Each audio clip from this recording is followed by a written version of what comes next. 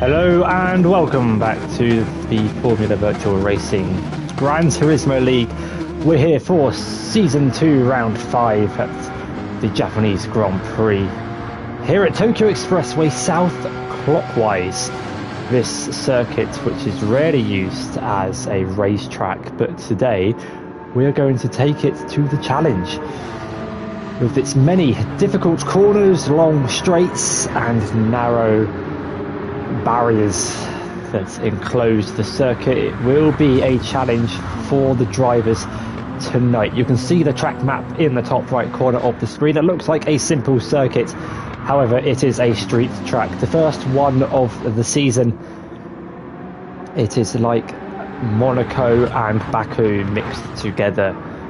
It's fast, it's high speed, but it has this treacherous sausage chicane at the final sector that launches cars into the air and then into the barriers. Cameron Hill has demonstrated perfectly for us on his first few laps here in qualifying. 10 minutes of qualifying as per usual. My name is Nathan. Apologies for not introducing myself at the start. Your commentator for this evening, and as like I have been throughout the season. Spoiler alert, if you did not tune into last week's race at Le Mans, I will be mentioning the results of that one throughout the course of the stream. So if you have not seen it, I highly recommend you go and watch it. It was a very fun and chaotic race. But the drivers now, all 9 of them are on their fast qualifying laps here at Tokyo Expressway. Drivers now making their way down the back straight, being led by Ate Timgren, the championship leader, leading the field in qualifying, but everyone's on their first flying laps, so it's just the order of which they left the pit lane in. And well, it's the 2 Spider GT drivers in the Genesis that are 1 and 2 in qualifying, 1 and 2 in the championship. Ate on 80 points and Vesta on 66. They're actually going to go side by side towards the final corner as Ate lets Vesta go through, having given him the toe down the back straight, but the Ukrainian has put it in the barrier going through the penultimate corner, as Xavier and Maurizio also trading positions going in towards turn 14 before the final chicane, which sees them through the final right-hander to end out the lap. The first qualifying time will be set by Vesta. Let's see where he can put himself. It is going to be provisional pole, being the first driver to cross the line, 2 tenths quicker than Maurizio Veldhuis and James in the third, bringing out the top 3. Bob Bune sets a 140.9 as Tim Denhire with a 41.3. Cameron Hill with a 46, but he will certainly be going quicker as the session goes on. Hope everyone can hear me okay. Hope the audio sounds fine. Avesta going purple through Sector 1. A sequence of S's that are kind of like the S's from the old Vietnam circuit or Suzuka, with barriers either side, which is what makes this circuit especially challenging. When trying to extract a lap time, you want to get as close as you can to the barriers without touching them, but turning in a millimetre too soon and it will all end in disappointment for you. Avesta though is 200th purple through Sector 2. Let's keep an eye on his lap time, see if he can improve. This is where he made a mistake on the last time. He doesn't hit the outside barrier this time. He's got Maurizio behind him on track and on the leaderboards. Don't know if the Nissan driver's close enough to get the toe, but Avesta Gabbardi's in the barrier through the final corner. James nearly follows him, gets ever so close to that barrier. Avesta pulls off the racing line and out the way. This could be 2 quick lap times from Maurizio and James. Up to the line, Maurizio improves. Zav goes up into 2nd place.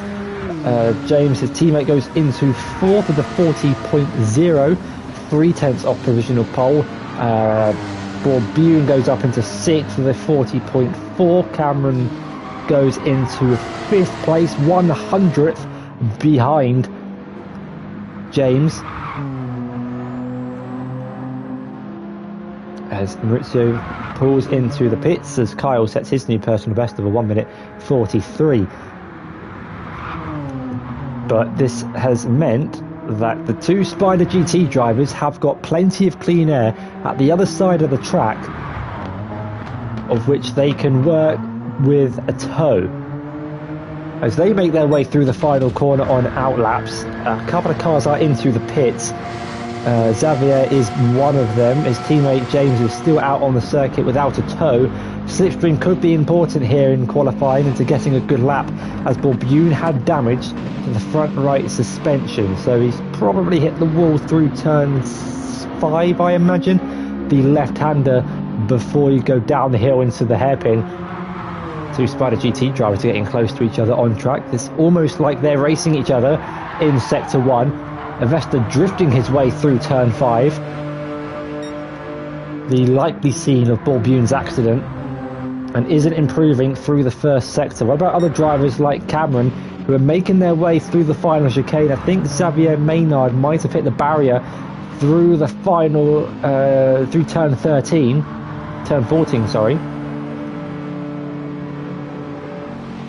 But Cameron Hill makes his way through the final corner up to the line. Can he improve on his 5th place? It looks like he is. He goes 4 tenths clear at provisional pole. The first driver, no, he's not the first driver into the 1:39s, but a 39.3 is still a very impressive lap time from the Brit. He hasn't got a pole position thus far this season, I believe. But then again, I could be wrong. But I think Cameron's last pole was actually at Tokyo when you went to the east counter-clockwise variant, which doesn't feature any of these corners, but you might be able to see it in the distance. The two Spider GT drivers, Ate and Avesta, making their way through the final corner. It looks like Ate is going to be the one who sets the fast lap this time, goes second place, 3 tenths behind Cameron, and now it's his turn to tow Avesta along. Let's get an on-board lap from the perspective of the Ukrainian, making your way through the tight, tricky sector 1, lifting through turn 3, flat through 4, and a little dab on the brakes. I think that was for turn 5. That didn't look particularly great on exit, but he's 2.5 tenths up. What do I know? Maurizio goes up into 3rd place, also another driver in the 39s.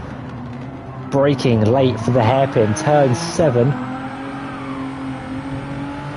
and he's got a beautiful tow behind his teammate whilst they go down the back straight. Let's have a look at drivers that are going through the first corner. James is on an outlap, so he won't be setting a fast lap time. What about his teammate Xavier Maynard? This looks like it could be in the 1:39s. It's not. It's 6 tenths down. The lap, the start-finish line is a little bit later than it might seem. Back to riding on board with Avesta Govardi. He's got his teammate beautifully giving him a tow, but has to lift. Interesting. I was expecting the Finn to pull out of the way, but Avesta's hit the barrier on the exit of turn 14, so it might not be the quick lap time that we saw through sector 1, riding through the chicane as Ate has taken a bit too much curb and is into the pits. Let's get a replay. See exactly how he done it. Taking a lot of initial curb, sending him into the barrier. His teammate just about avoids him as Avesta goes up into 2nd place, 600ths behind Cameron Kaboom, 1:39.3. We've got a minute left in qualifying, so some drivers might be on their final laps, others will get to the line in time to start another. But I imagine that final chicane is going to catch a lot of drivers out here this evening, not only in qualifying, but also the race. You can take a little bit of the first curb, but take any/too much of the second, and it will throw your car off course and into the barrier, really unstabling it, as we've got a couple of drivers making their way through the final chicane. One of them is Xavier Maynard, who looks to have taken a lot of exit curb and just about missing the barrier on the right-hand side. Picks up a 5-tenth penalty though, and that's his qualifying over, because he will start this lap time with a time penalty, and the penalty gate is before the start-finish line, so that's qualifying over. And Zav will start no higher than 5th place. His teammate behind though, could promote himself up a couple of places if his teammate were to be generous enough to give him the tow. Ernesto Gobardi, though, he's second in the championship, and he's second here in qualifying. As he's making his way through the final chicane, can he leapfrog up from second? That was narrowly close to hitting the barrier on the right-hand side, really pushing the limits of the Genesis G7 through the final corner and up to the line. It's a 1:39.3 on his last lap. Can he improve? No, he can't. He narrowly misses out on pole position. We got another driver making their way through the final corner, and of course it will be the last driver I select. It's Maurizio Valtwist, who I don't think has ever qualified higher than third place before. He's running in a podium position. Can he improve it onto the front row of the grid? He's negotiated the final corner cleanly. This looks like it could be a good lap time, but I've been wrong in every lap time so far. But it is an improvement, but not enough to improve from third place. There's a little bit of traffic going through the final sector. It's being led by James, ahead of the championship leader. Making their way through the final chicane, launching over the curbs. That was a lot of tyre screeching for the Flying Finn, who's got a couple of poles so far this season to his name. But what about the driver in front of him? As Cameron Hill goes even quicker with a 39.1. James improves with a 40.0 as Ate goes into second place on the front row of the grid, 200ths off of pole position. We got a slow car through the chicane. It's Bourbion with a 3.5 second time penalty. It's quite impressive that someone's been able to pick up 3.5 seconds at a street circuit. Nevertheless, he slows down to serve the penalty and will start in 7th place. But an incredible lap time for Cameron Kaboom, who puts himself on pole position for the first time this season. And to run through the grid for today's race, Cameron Hill starts on pole position, 200ths clear of Ate in second. Avesta starts in third ahead of Maurizio in fourth. Xavier in fifth ahead of his teammate James in sixth. Bourbion starts in seventh ahead of Tim Denhire in eighth. And Kyle will start in ninth and at the back of the grid. But a mighty impressive lap time for Cameron Hill and Ate Timgren. It's a Genesis 1, 2, 3.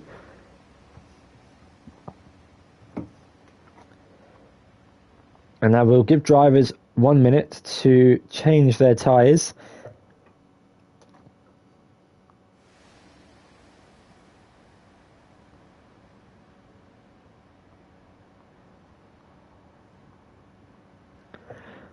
And gets ready for the race. I expect this race will be full of quite a lot of drama, quite a lot of action. We've got plenty of long straights and heavy braking zones, as well as a 180-degree hairpin, which will definitely provide us with lots of action, drama, carnage, everything you want to see in a race. We're about to get this race underway. We are starting soon. My TV's turning off. Let's change that.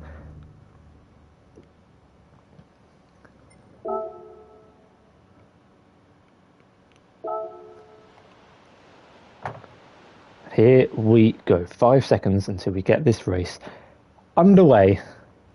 Drivers having trouble with the car, with the course, with the tyres. Trouble with a lot of things.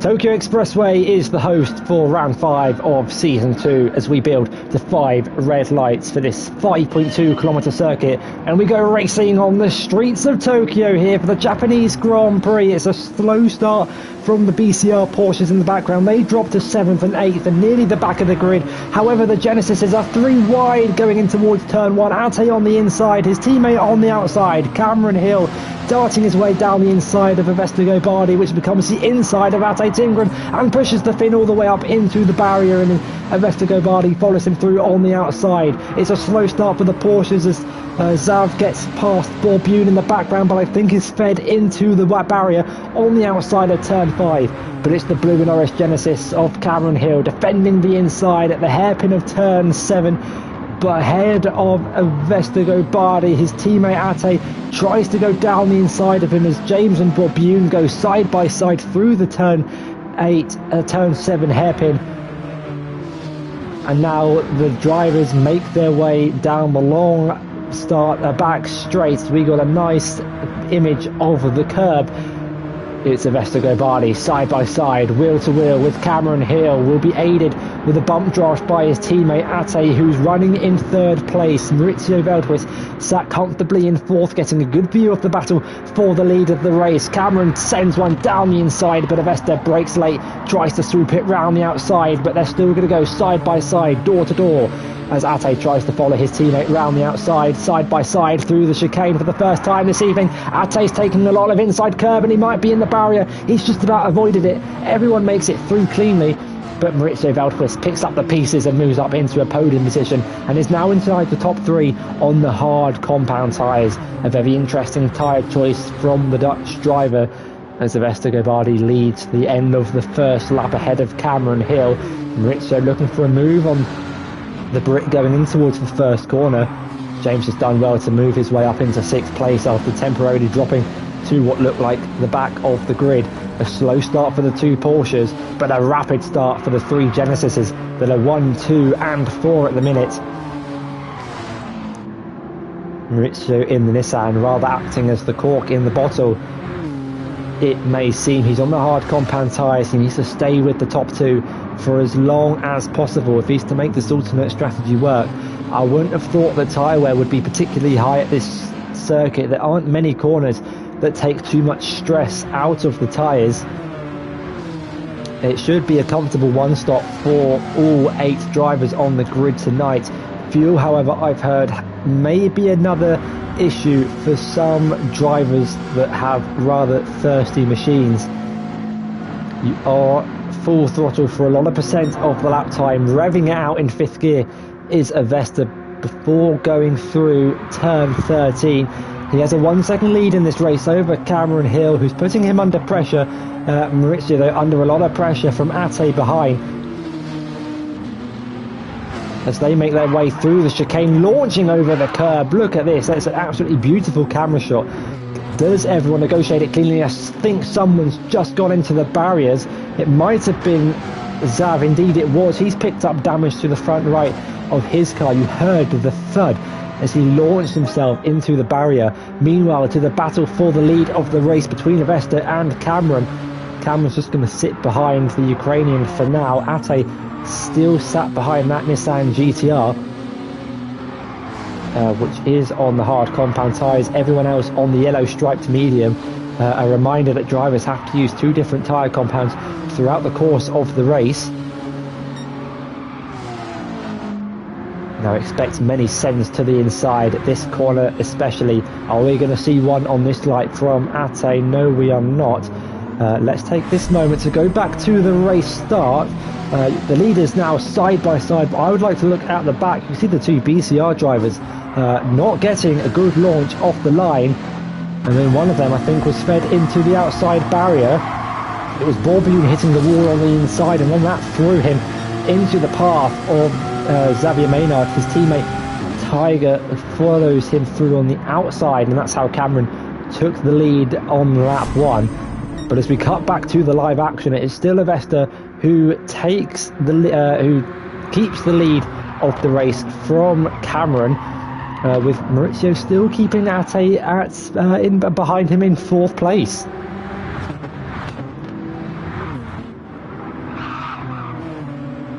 Maurizio could be a bit of a dark horse later on in this race, as Avesta's made a slight mistake through the chicane, because here goes Cameron on the inside and into the lead of the race through the final corner.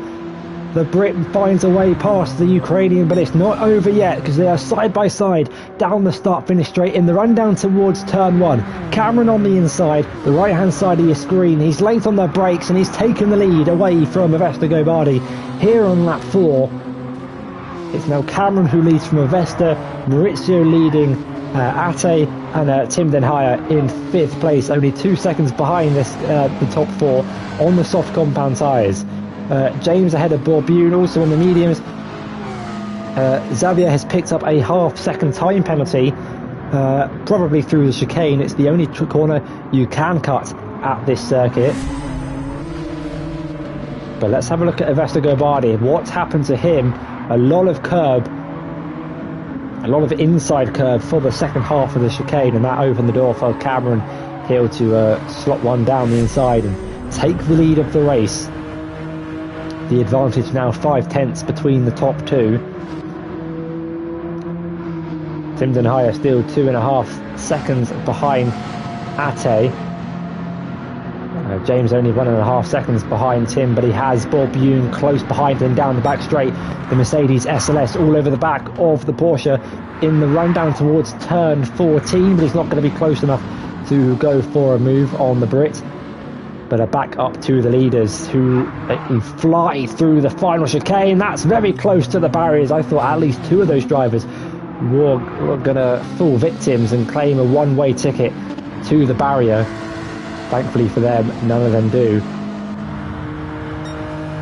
As Xavier slows down for half a second to serve that time penalty. Maurizio has also picked up half a second of time penalties through that final chicane. And as you push the track limits to try and extract as much lap time as you can, you put yourself at risk of not only hitting the barriers at this track, but also picking up a penalty for track limits down at that chicane. Maurizio's going to need one crazy second sector if he's to stay ahead of Ate by the time they get to sector 3, because, well, not only is the Genesis all over the back of the Nissan, the Dutchman has a half a second worth of time penalties to contend with, and will likely lose the position unless there is a mistake, a rare mistake from the championship leader. His teammate, however, gaining and gaining and gaining on the back of the other Genesis that is leading this race. Cameron Hill has to think about defending from Avesta Gobardi as they make their way through the tunnel. Headlights guiding the way before they're blinded by the morning sun as they go up the hill in towards the right-hander, turn 14. Cameron, though, still leads Avesta. Maurizio leads Ate, but for how much longer? Because the Dutchman's going to have to serve that time penalty sideways nearly for Avesta going through the chicane. Ate's got a good run as well, so if he was going to... it looked like he's going to get the position anyway, with or without the penalty. Maurizio slows down, Ate goes through, up into 3rd place. Xavier Maynard is still running at the back of the pack, but his teammate James has caught up to the back of Tim down the start-finish straight in the run down towards turn 1. The Nissan defends the inside. Tiger thought about sending it, but that door was always going to be slammed shut. Tim starting this race on the soft compound tyres that are starting to lose grip. James has found a gap on the outside, becomes the inside for turn 4, and that is a beautiful move from the Brit, who moves his way up into 5th place. Might have opened the door for Borbune as Tim Den Haya loses momentum down the hill in towards the heavy braking zone of turn 7. Borbune's now up into 6th, gets a little bit of a tap from Tim. He sends one down the inside. James does the old switcheroo, but it's carnage down at the hairpin. Borbune's been put in the wall. Tiger squeezing him over to the left-hand side. As they run 2 by 2, it's like Noah's Ark down the back straight. Borbune and James side by side.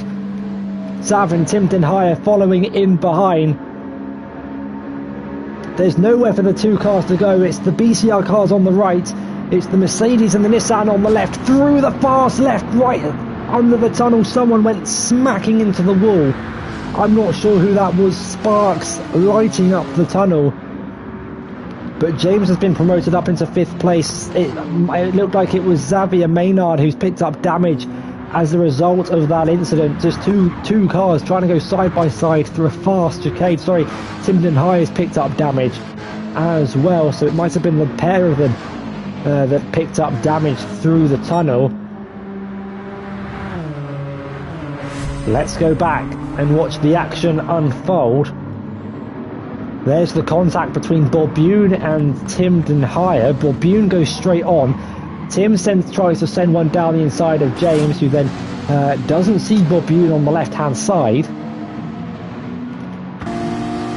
On board with Xavier Maynard, you can see cars all around him. He filters his way behind his teammate to try and give him a helping hand in overtaking Borbune. But in a minute, you're about to see a red and black Nissan GTR completely understeer and just push Xavier Maynard into the wall, and that's how he got the damage on lap 6. But as we fast forward to lap 7, Timden High is into the pits. Cameron Hill still leads this race from Avesta Gobardi. Ate in third, has dropped Maurizio by 2 seconds over the last couple of laps since he got past at the final corner. The gap is nearly 9/10 between James and Borbune as they go up the hill approaching turn 14. This track made up of 17 corners throughout the 5.2 kilometres of tarmac.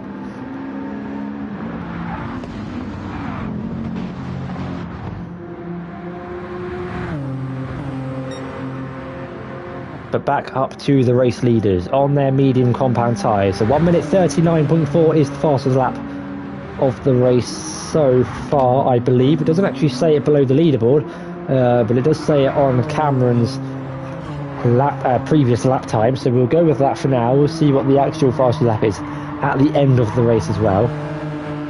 But Cameron's pulled out a really good gap to Avesta, 1.4 seconds. He's out of that crucial slipstream window, which would have been a very crucial factor in this race.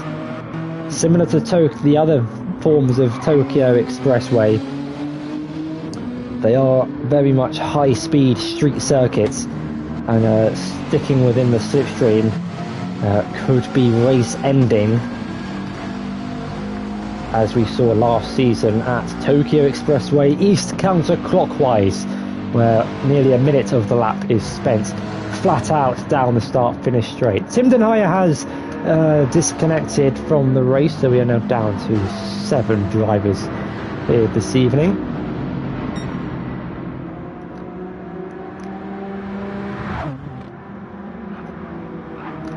Now it might seem like a comfortable lead for Cameron Hill, but he's got to negotiate that final chicane for another 20 laps. As does every other driver, who will be pushing just as much. Borbune nearly in the wall as he launches himself over the curb. That's going to allow Xavier to close down that gap to the Dutchman.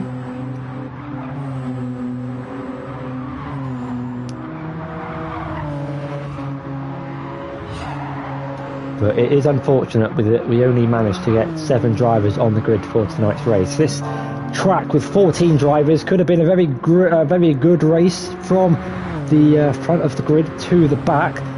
However, the gaps have just started to open up between the drivers, so we don't have much on-track action for now. The closest battle is the battle for 6th place between Borbune and Xavier Maynard, the Mercedes SLS versus the Porsche Cayman. 2 German manufacturers, but very completely different cars.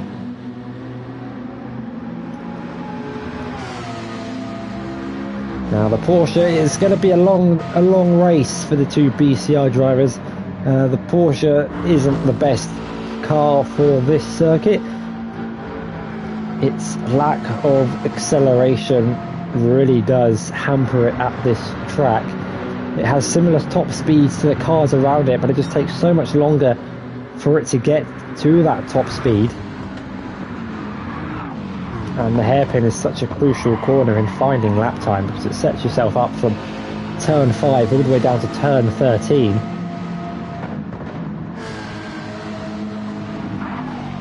But that is one of the deciding factors that drivers have to ask themselves when they pick their cars at the start of the season. They're going to have to sacrifice some races.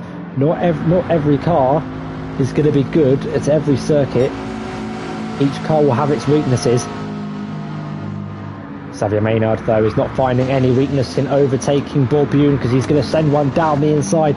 Makes a little bit of contact with Bob Youn down the start-finish straight, but moves himself up into 6th place. And now 2.6 seconds behind his teammates. I'm sure he'll be focused on trying to close down that gap and working his way into the top 5. Which, if we had a full grid, then 5th and 6th would be an incredible result for those two. But you've got to be there to score the points. So finishing 5th and 6th is still a great job, nevertheless.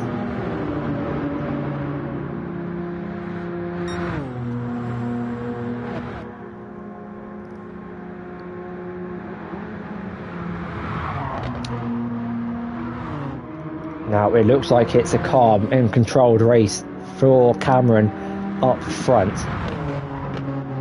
But let me tell you, it will be anything but a fast street circuit, one that promotes many mistakes. You have to keep your concentration and focus 100% of the time. And it looks like a bad lap for Rivesta. I think he might have made a mistake somewhere because he's just set a 140.7 and lost about a couple of tenths to Cameron in front, who's now 3 seconds ahead of Rivesta. Xavier has now pulled out a 1.2 second gap to Bob Youn behind him and sets a new personal best, 1 minute 40.7. So lapping actually is at the same rate, same time as Rivesta Gobardi. The same cannot be said about Cameron Hill, who is absolutely running away with it. Rivesta's got damage. Can we see how he picked it up? No, we can't, but my guess would be hitting that outside barrier on the exit of turn 5, that left-hander before the hairpin. And he is now falling 3.5 seconds behind the race leader and has given Cameron a little bit of breathing space in this race, something that he would have loved to see, that gap increasing.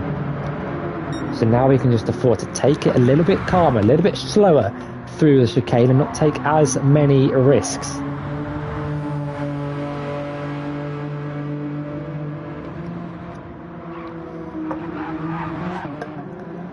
The biggest problem with this chicane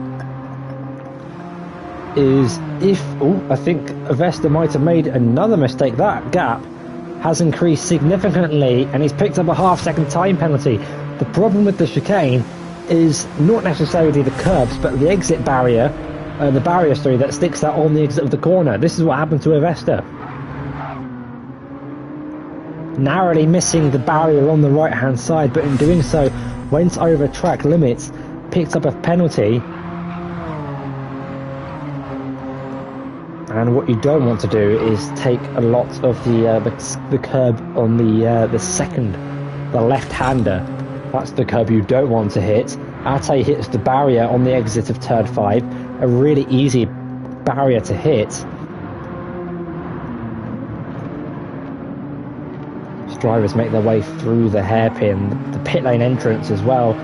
One of the rare circumstances where the pit lane is not located on the start-finish straight itself, but rather at the hairpin of turn 7.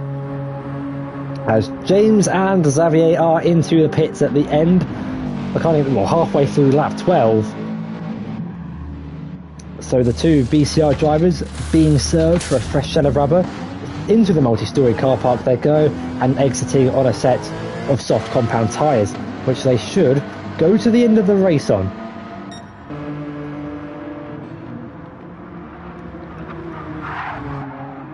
How will the leaders respond? That looks close for Cameron Hill. He might have got over the track limits. He might have nearly hit the barrier. Indeed, that might have actually been perfect because he's gaining lap time on Avesta Gobardi.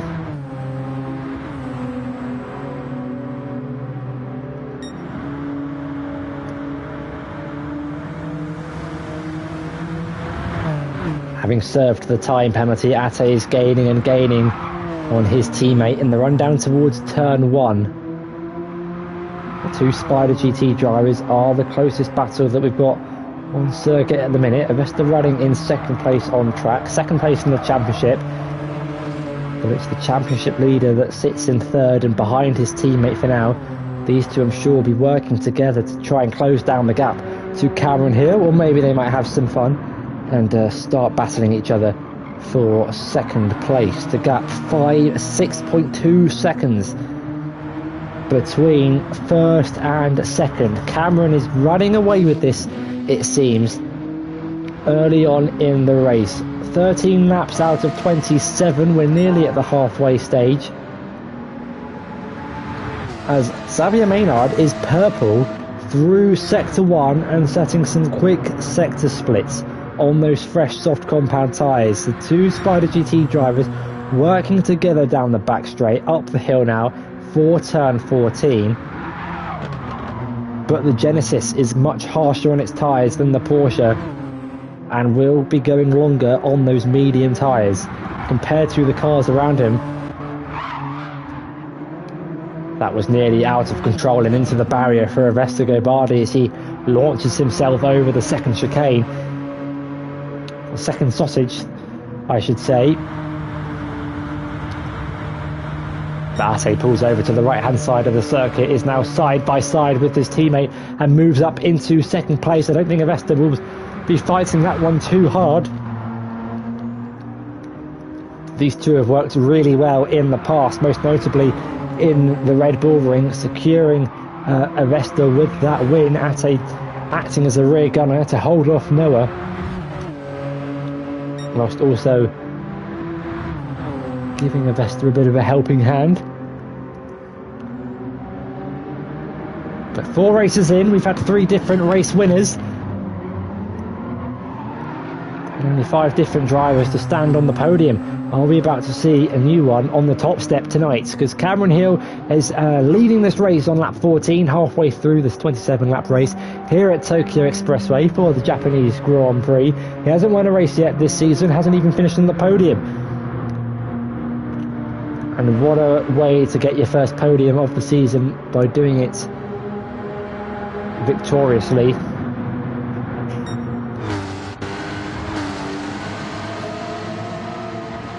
1 minute 40.4 for James, 40.2 for Zav on those fresh soft compound tyres. They're running 35 seconds behind the leaders.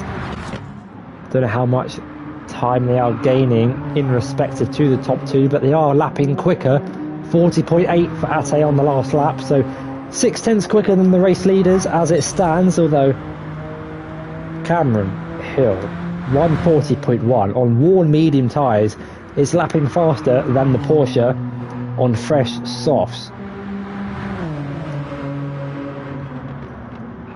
Now that's a combination of the Porsche being a bit of a nightmare to drive at this circuit, but also the raw pace from Cameron, leading by 7.5 seconds. Avesta hits the barrier on the outside, but I don't think we'll pick up any damage for it.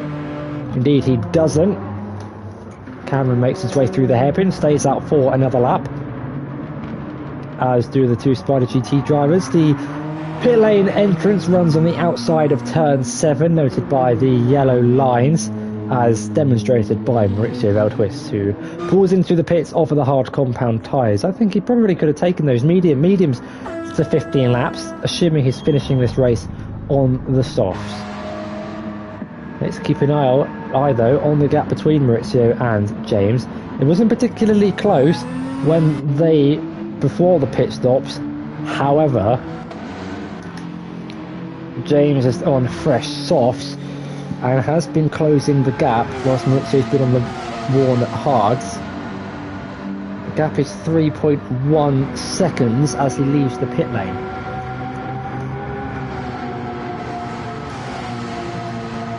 So maybe a top 5 for the two BCI drivers is on.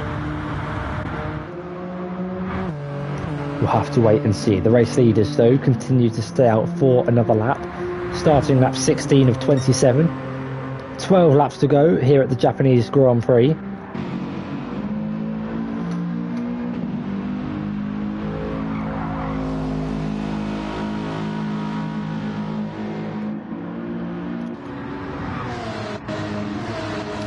The gap now 1 second between Xavier and his teammate James as they make their way through the final sector down the start finish straight, continuing to set personal best lap times as we ride on board with the Brits going through sector 1 behind his teammate. You can just see how tight and technical this circuit is. Ate is into the pits on lap 16.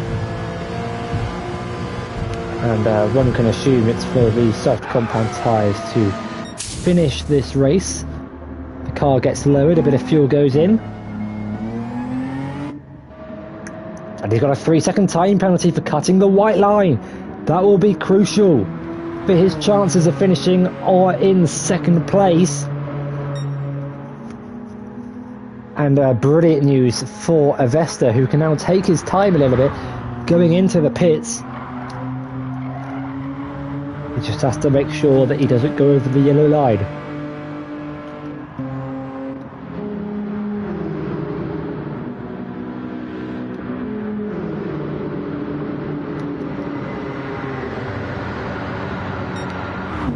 Meanwhile, down the back straight, James and Zav running in 6th and 7th place. 4/10 separating the two BCR teammates. And it was always going to be a tricky race for them. They do not have the car for this track.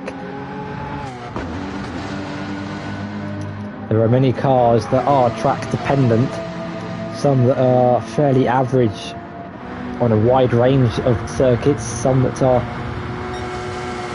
favoured to specific tracks, and the Porsche around Tokyo Expressway is not one of them.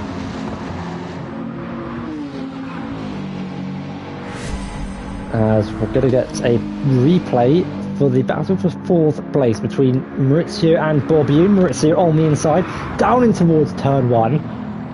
There might have been contact. Borbune runs wide and Maurizio moves up into 4th place here on lap 17.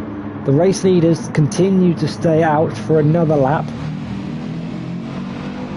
Gap between Borbune and James, 2.2 seconds, but the Dutchman is yet to make a pit stop. Is still on those medium compound tyres that he started the race on. Ate has slowed down and served his time penalty and is now 19 seconds behind Avesta, 29 behind Cameron Hill, who's already going through the final corner. And starting lap 18, I think the Brits will probably be into the pits this lap. That front left is looking quite worn.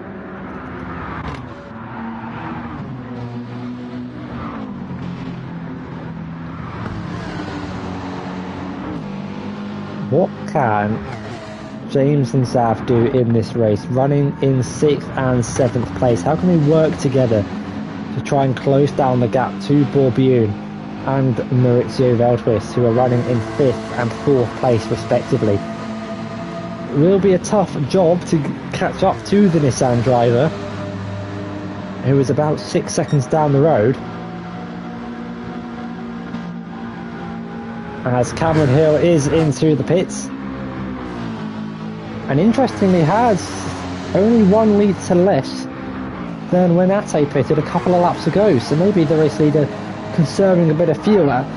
Avesta also into the pits, the race leaders in and out. Onto a set of the soft compound tyres. Avesta also going through the softs.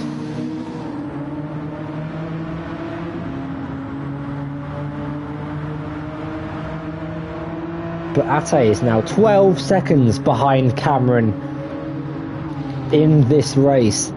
It's been a great race so far for the Brits, who continues to lead the Japanese Grand Prix. Bob is into the pits, off of the mediums onto the softs. The gap 5 seconds between James and Maurizio.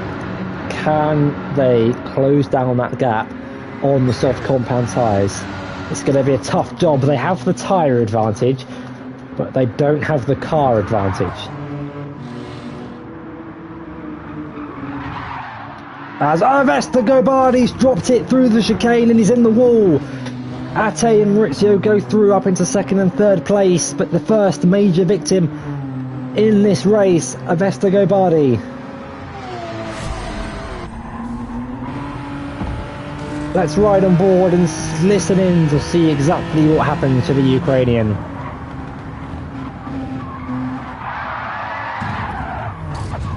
And it looked like too much of the second sausage, which unsettled the car on the exits and throwing the Genesis into the barrier. He's now 2.5 seconds behind Maurizio Veltwist, 3 seconds ahead of James and Zav.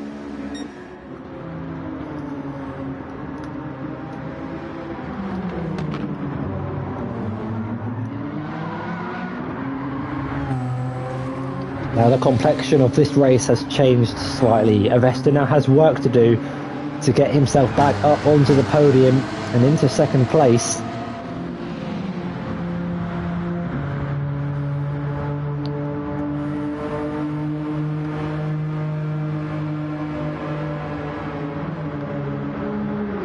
But there was always going to be mistakes made at this circuit. It was inevitable that someone would take too much of either curb and fall victim to the outside barrier. Not Cameron Hill though, not so far anyway. He's negotiated it 19 times cleanly and quickly as he leads this race. Ate in second ahead of Maurizio in third. Avesta's now got work to do to get back up onto the podium, and he's got the two BCR drivers behind him. Gaining actually, 2.5 seconds is now the gap between those two drivers, as Avesta's got more damage to the front right of his car. It's going from bad to worse for the Ukrainian, and the two BCR drivers might be in for a shot of a top 4 finish if they can keep it clean while setting quick and competitive lap times. South drifting his way through the first corner won't be doing his tyres any good. Fortunately for him, he's in a Porsche, which is fairly gentle on its tyres and fuel consumption. They've now got work to do if they want to finish in 4th and 5th place and find a way past the Vestagobardi.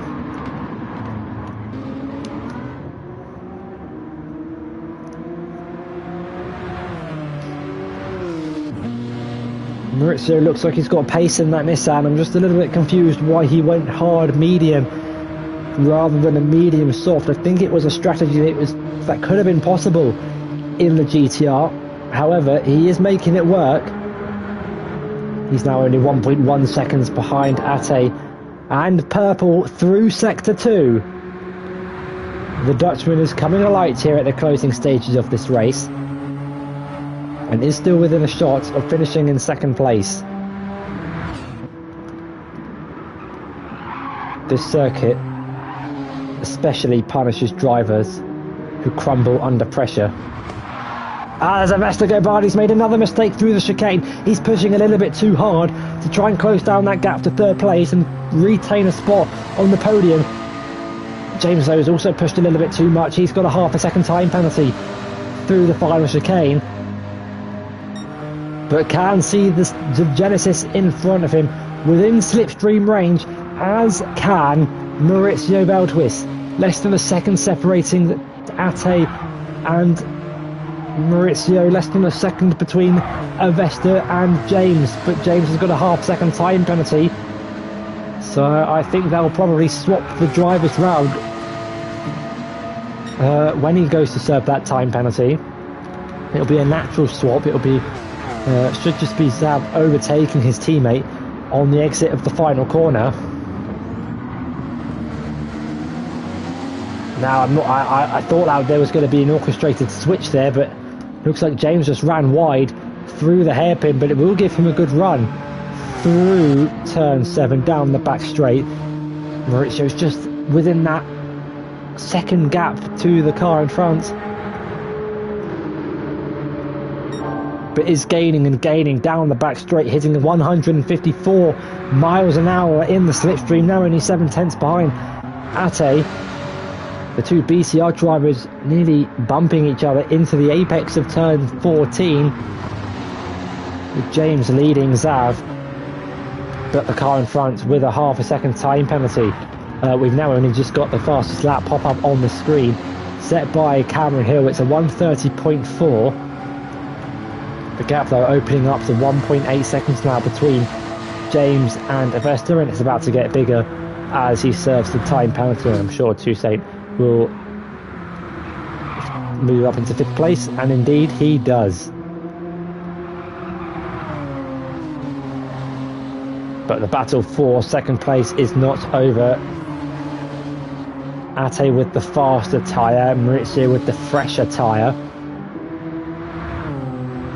I think the Nissan GTR is probably the car to be in at this circuit, out of the ones that are on display this evening. But the Genesis is not out of contention for being a good car here. It seems to have been the meta pick this season. A lot of drivers inside the top 5 have been using the Genesis this season, and a car that went very much under everyone's radar until we got to round 1, and Ate and Avesta especially turned up and started dominating races. This race though is being dominated by a Genesis, but not the one that has been doing so all season long. Cameron Hill has led an excellent race. He's got a 13-second lead to the championship leader behind, who is under pressure from Maurizio Valtuis through the final corner. The Nissan GTR sniffing the back of that Genesis G7 down the start-finish straight. He fakes to the outside, darts to the right-hand side of the circuit, the left-hand side of your screen, they are door-to-door. Down the start-finish straight, late on the brakes, in towards turn 1, Maurizio with the inside line. Ate's going to try and hold it round the outside. They're still going to go side by side through the S's section here at sector 1. But Ate gets a bumper in front and keeps 2nd place for now. Let's ride on board with Maurizio Valtuis as he follows the Genesis through turn 5, downhill into turn 6. A good opportunity to launch one to the inside. Does he think about it? He doesn't, but he goes wide. Ate goes wider. He cuts back to the inside to set himself up for a run down the back straights. But Ate's got such a good exit through turn 5 that he should, through turn 7, that he should keep the position. The gap between Avesta and Zav has just increased to 3.5 seconds. The tyres starting to fade on the Porsche. A lot older tyres. They pitted it on lap 12. Remember, Avesta pitting on lap 18. 6 laps in difference between those two. However, Maurizio's going to have fresh tyres to the end of the race, being on those mediums compared to the softs on the Genesis.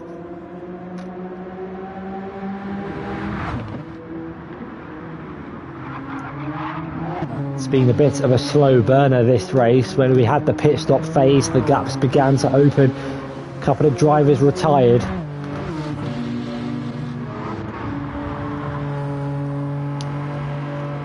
Gap 4.1 between Avesta and Zav.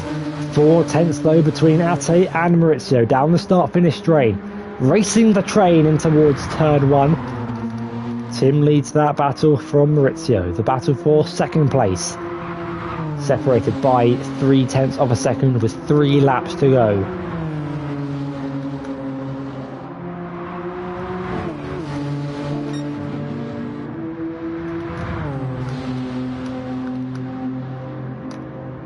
Ate in front of Maurizio, going in towards the turn 7 hairpin. He's run a little bit wide. Maurizio taking a tighter line. Can he find a gap on the inside? But the wider line allows Tim to get a better exit temporarily. but not as good of an exit as he did on the last lap. Only 2/10 separating the two cars. We could see him moving towards turn 14. They've got quite a long back straight for Maurizio to think about it. When and where does he pull out and get past? He's now on the left-hand side of the circuit, side by side through the tunnel. We've seen two cars crash here before, Tim Denhire and Xavier Maynard, earlier on in the race. But it's Maurizio who moves his way up into second place. Ate, though, darts to the inside, launches one, but backs out of it in the end, getting perilously close to the outside barrier. But Maurizio now owns second place as they push through the final chicane for the 24th time. Cameron's already going through turn 1 here on lap 25. 3 laps to go at the Japanese Grand Prix, and we've got a battle on our hands for second place. The two BCR drivers are fairly locked in 5th and 6th place. It's just which way round will they finish. Maurizio defending the inside, Ate trying his best to find a way past. Late on in the race, that 3-second time penalty for cutting the white line on the entrance to the pit lane will prove to be costly. They've both hit the wall. Ate's got damage to his suspension and aero, which will repair after 30 seconds, but will cost him a significant amount of time down the back straight. Fortunately for Maurizio, he's gotten away with it as Ate goes deep in towards the hairpin and nearly runs into the back of the Nissan GTR. The gap opening up to 6/10, now 5/10, as they make their way down the back straight once again. That gap closing, but not closing quickly, as Ate has that front aero damage, which will be costing him straight line speed, which has now been repaired. And it's foot to the floor as they go through the tunnel once again before they are blinded by the morning sun.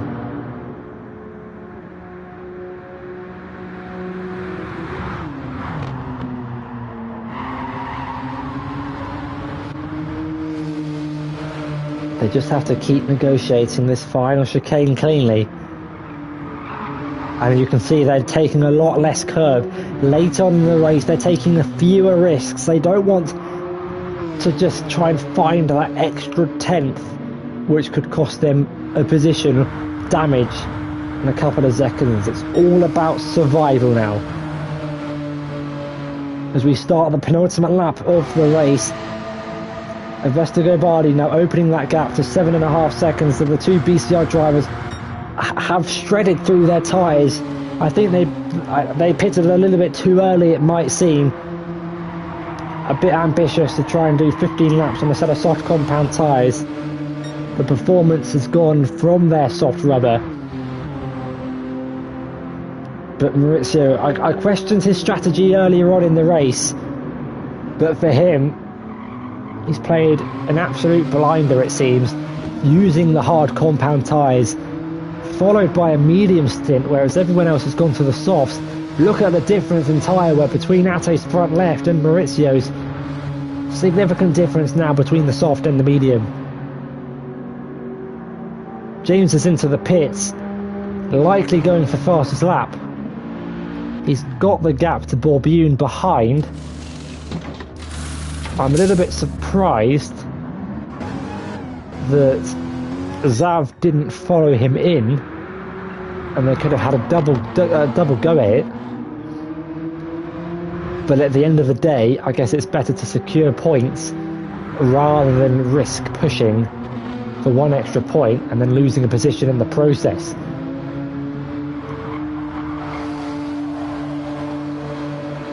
The battle for second place is not over yet as we start the final lap of the Japanese Grand Prix. 3:10 separating Maurizio and Ate. A lot of drivers running a race of their own, but these two have been glued together for the second half, for this second stint. Since Ate got that 3-second time penalty, it really cost him in his battle with Avesta and hunting down Cameron.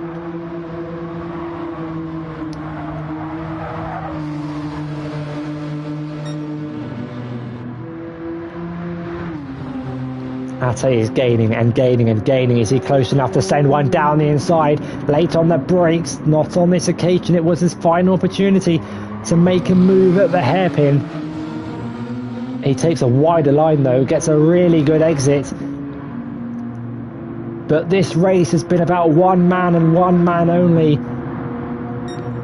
who was able to secure pole position for the first time this season,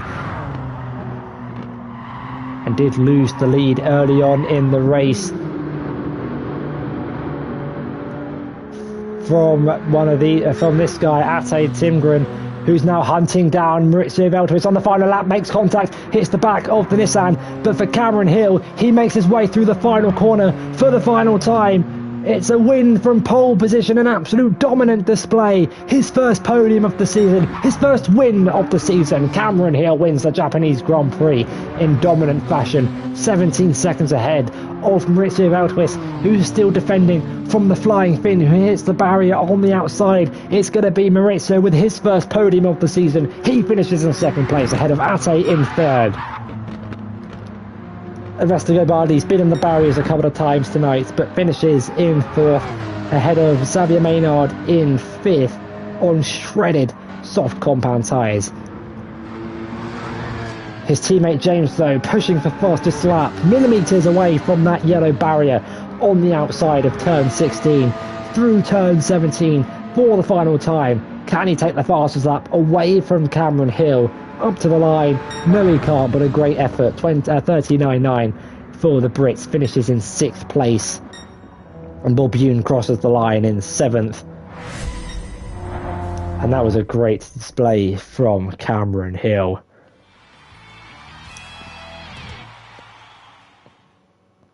Who wins the Japanese Grand Prix. An incredible race that ended in dominance from one man. A great battle for second place between Maurizio and Ate. Maurizio coming out on top in that battle. But let's run through your final results for today's race. It was the Genesis G70 of Cameron Hill who wins here at Tokyo South, ahead of Maurizio in second place, closely followed by Ate in third, rounding out the top three. Ernesto finishes in fourth, ahead of Toussaint in fifth, ahead of his teammate James in sixth. Bob Youn finishes in seventh. Tim Denhire and Kyle, your non-finishers from today's race. But if we had a full grid, I think this race would have been unbelievable. We saw that battle for second place, how good that was. But yeah, great race for Cameron, great race for Maurizio. Those two drivers claiming their first podiums of the season, and also has to be said, 5th and 6th for the BCI drivers in the Porsche Cayman. That's a solid result for those two. Yes, only 7 drivers finished, but you can only beat the drivers you're racing, and 5th and 6th place is still great points for their team in their team's championship battle with the likes of Cameron Hill and Maurizio Veltris, the drivers around them. Thank you everyone for tuning in to another amazing race here at Formula Virtual Racing's Gran Turismo League. I've been Nathan. I hope you have enjoyed the commentary. I hope the racing has been good. A little bit of a message from me. If you are watching this part of the stream, thank you. Firstly, thank you very much for staying to the end. But also, we are looking for drivers to partake in the Gran Turismo League.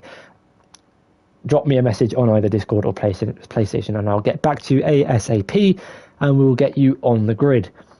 Also, F1 sign-ups are still open. If you fancy a bit of F1 24 and you want to write your name in the history books, then make sure to sign up on the Discord, preferably tonight, because I believe the main drivers will be announced tomorrow on the 19th of October, so make sure you are signed up to secure a main driver seat. That's all from me.